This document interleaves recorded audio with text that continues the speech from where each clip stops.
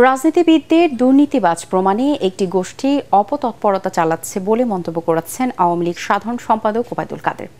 তিনি বলেন, ৭৫ বছরের পুরনো দল আওয়ামী লীগের কাছে এখনও বড় চ্যালেঞ্জ সাম্প্রদায়িক জঙ্গি গোষ্ঠী।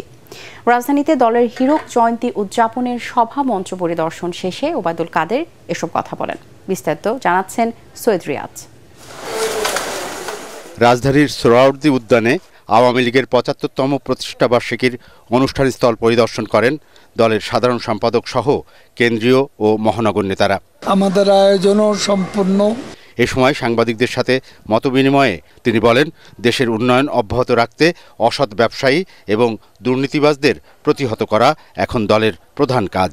এদেশ স্বাধীন করেছে পলিটিশিয়ানরা, এদেশের উন্নয়ন করছে পলিটিশিয়ানরা। সেই পলিটিশিয়ানদেরকে করাপ বানাবার এবং এই পলিটিশিয়ানরা ব্যর্থ এটা প্রমাণ করার জন্য এক শ্রেণীর লোক আজকে বাংলাদেশে তৎপরতা চালাচ্ছে।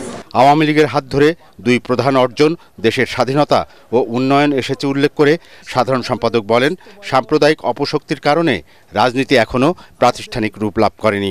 সাম্প্রদায়িকতা বিজয়ের পথে, সুসংগত করার পথে অন্তরায় হয়ে আছে।